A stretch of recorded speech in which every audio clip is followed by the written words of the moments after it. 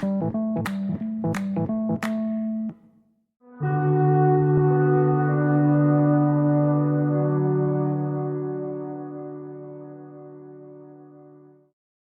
up, what up, what up? Hey, everybody, hope you're doing well.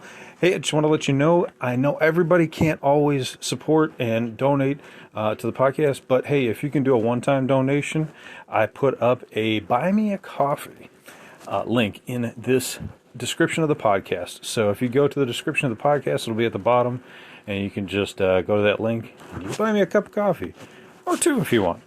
And that would just help support the show, and I can wake up a little bit more and bring you more info. So thanks for listening to the podcast. If you can donate, that would be much appreciated. And let's get on to the show. What up, what up, what up? Welcome back to Lockdown Universe, home of the bizarre, peculiar, and unheard of stories of UFO, legend, and paranormal lore. Welcome back, welcome back. Happy to be back.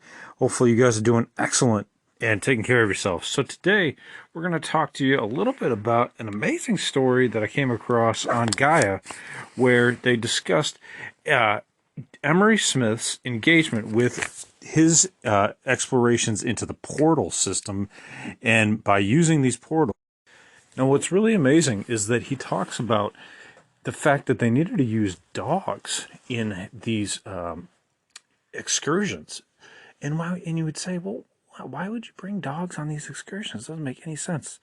Well, if you think about it, we use dogs here to predict individuals who have medical conditions, individuals who have falling conditions, heart attack conditions, diabetic conditions. And not only are they for detecting medical conditions, but dogs can also be trained here to predict weather conditions, earthquake anomalies, individuals who have cancer issues. So it's not just health-related issues, it's prediction. It's their ability to use a different sense within their body that we haven't developed fully enough. So they have this amazing capability to utilize that, and they train these dogs to go on these missions for these very specific missions. So Emery talks about his entire team being trained for 2 to 3 months, and then they'll go on one mission a month, or they used to go on one mission a month. He doesn't do it anymore. But I kind of went back into the archive a little bit. This is early on when Emery was on Gaia, and he's talking about his early engagements, and then later on talks about more scientific endeavors. But I got kind of bored. I wanted to go back in time a little bit, so I found one where he's getting interviewed by George Noory. I kind of skipped over it because George was kind of cutting him off a lot early on in the early interviews. Later on, he let Emery speak. But I want to tell you, hey, there's my dog too. Come here, bud. So as we're talking about dogs, I'm talking to my own dog, trying to get him to not bark with me out in the old lab. So while we engage in this podcast, you might hear my dog barking a little bit. So I want to tell you some specific quotes from Emery and what he said in these interviews, because it is fascinating. They actually developed a lot of things for these dogs. So what Emery states is, dogs can hear frequencies that we can't hear, and they brought them along on these space expeditions because... So what's interesting is that since they have these innate sixth senses, or maybe altered senses, they can help with what Emery calls one of the most scariest things that they encounter on these alien planets, which is the geological changes that happen. Now, since animals can predict these things, they're a humongous asset, if not the most important asset on these missions. And they actually saved a few guys from getting killed that he talks about. So he states there was an incident where they were walking. So what they do is they go through these portals, they investigate these planets wherever they end up, and they see if there's minerals, plants, or anything that they can detect that they can use that would be beneficial back home. So Emery is the scientific leader on these missions, and the dog really is their sensor. Now they also bring along a robot that he also talks about that can sense issues within the individual suits. So these guys wear obviously these high tech suits so they don't die on these planets, but also to keep their heart rate low, to administer medications, things like that. But if somebody were to fall over or is in the position of falling, the suits help as well as the dogs can help. But in regards to these geological changes, they may have soft land that they might be about to walk on. What's soft land? It's like quicksand. You get into quicksand, you're screwed, right? You get into an area that might have noxious gas in it, which he talks about. You're screwed, right? So these dogs are able to help maintain a level of safety. So he states that on one mission, they were walking along kind of like a mossy planet. They weren't predicting that they might have to walk across this area, but they did, and the dog was able to predict and bark and tell them not to go in this area, because what they later found out was when they did a scan of this area was that, guess what? If they would have walked onto it, they would have fallen through, and there was noxious, deadly gas underneath. It was kind of like, we actually have these areas on Earth where it almost looks like the Earth is breathing. They're generally mossy areas in forests, not typically in North America. They're usually in Asia. But when you walk across these mossy, living areas, it's the ground underneath them is very much liquidy or gassy, and in that case, you could potentially fall through if you had enough pressure. Some people are brave enough to go into these areas and they kind of do these like acrobatics as the earth is breathing this mossy land up. But in this case, as Emery was traveling to other Earths, this land is not safe. So the dogs help them with that. Now, what they found later is that, of course, these dogs are going to need a protective measure.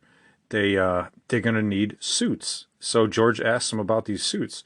So what's really cool is like they actually have a picture on a guy, and they have this dog suit, and it looks like it's like a huge metal vest with kind of like a soft acrylic wrapping around their legs, so they have flexibility, but that the chest and back are all covered in this like metal, and they have like these like ridges at the top, almost like a stegosaurus has those like bony plates, or had those bony plates, and then has like a huge collar handle as well on the top towards the back of the neck, and then they have a glass polymer helmet, or maybe a plastic polymer helmet. I'm not a scientist, but it's a translucent, so they can see through protective helmet that they can see through. So it's really, really fascinating. But obviously their entire body has to be covered, because when they get back, they have to be safe. So even their tail is covered. Everything is covered, so they don't have any negative ions, negative biological entities following with them back home. So he states they have special iridium goggles that they look through. So they have these really giant goggles that they wear, and the iridium apparently allows them to see a little bit better. They also have astronaut helmets on. All of them are waterproof, which is great, especially for the humans and for the dogs, which is great. They have the special designed suits, and he states that the dogs may have their own differently made suits for different types of missions, whether they're going to a deserty area where they might need a lighter suit for heat absorption, or if they need a thicker suit for if they're going to a wintry or a colder environment. He states it just depends on where they go. Now, what specific breed might you ask they would use? You'd think a German Shepherd, because that's typically the military dog that is used by police in the military. Easily trained, definitely loyal, and you're not going to typically get injured by it. What's fascinating is they use Mastiffs, which are the biggest dogs on the planet, basically. Definitely the heftiest, because it can carry a significant amount of weight. They're big and burly, and he states that when you have to go to these other planets and put a dog in a suit, the suit weighs a lot as well. So you need a strong animal that can take that weight with them. Plus, their sense of smell is one of the highest in the dog family.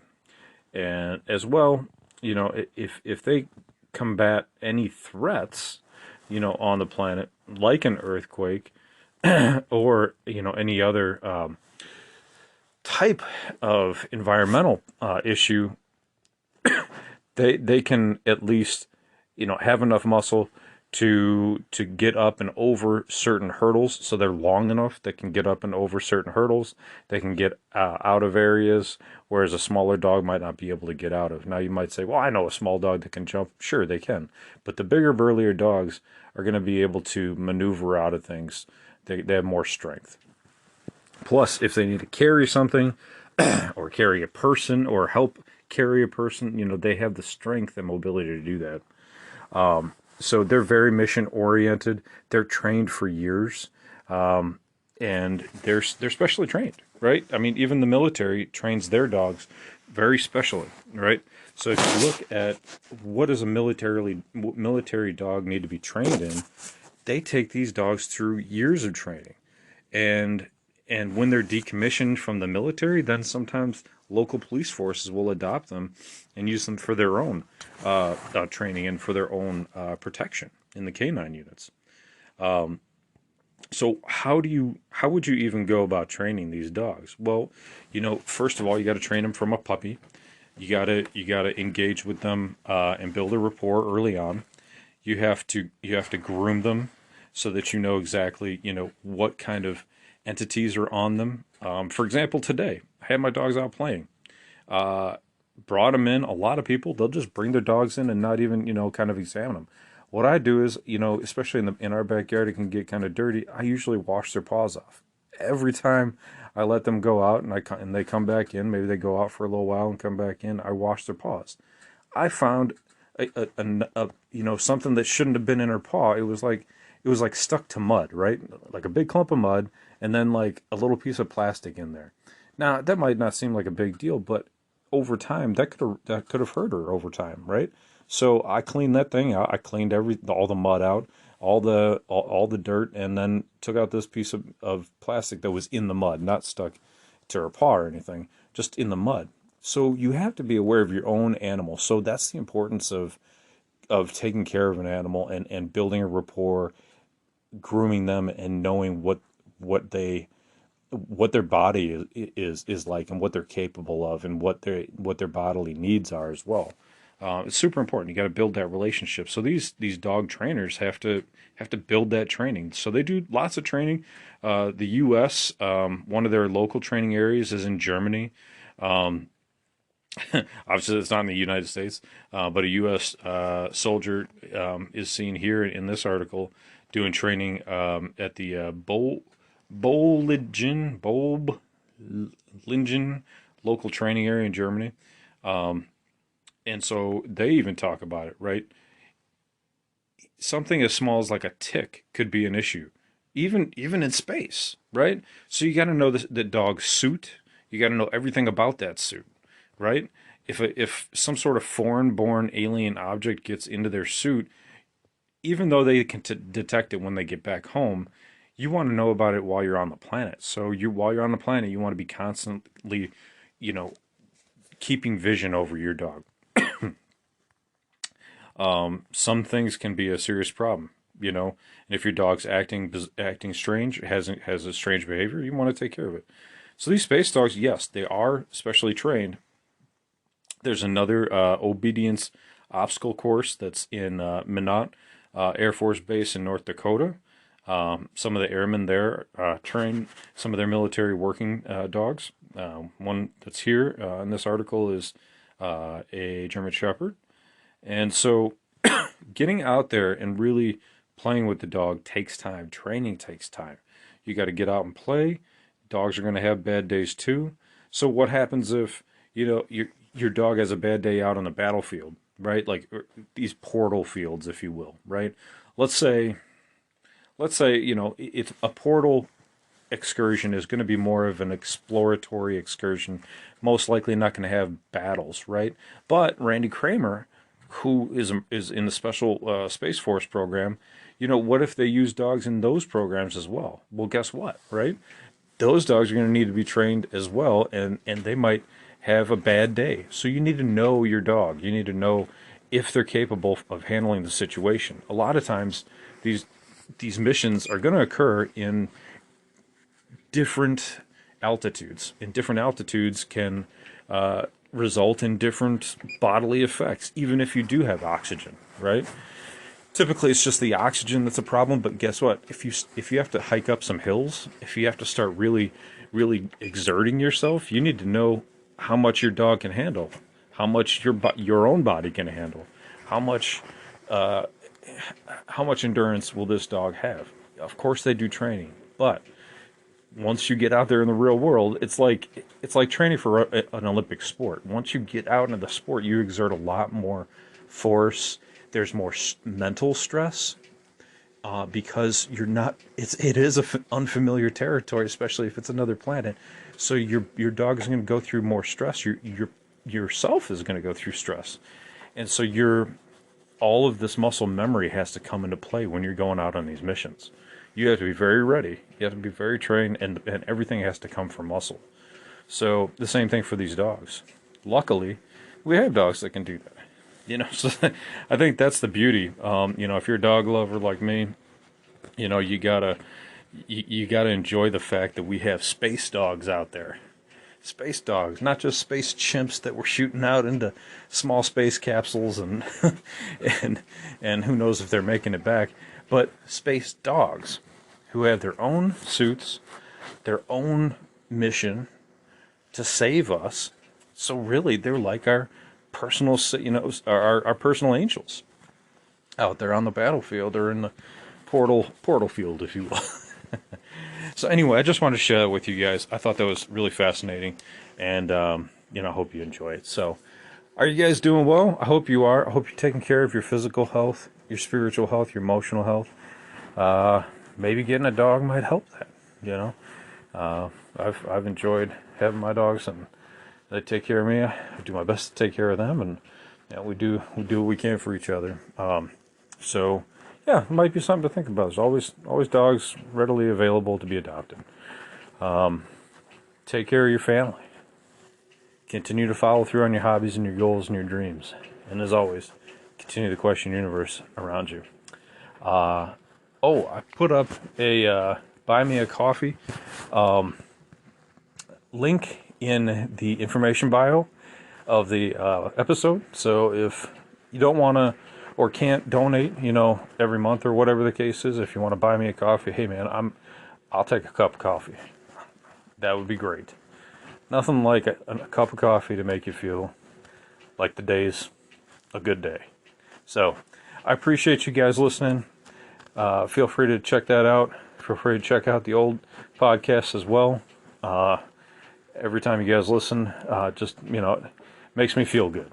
Makes me feel good, and I'm glad to reach out to you guys. So I'm happy to bring another podcast to you, and I hope you guys are having a fantastic evening. Take care of yourselves, and as always, continue to question the universe around you. Lockdown Universe out.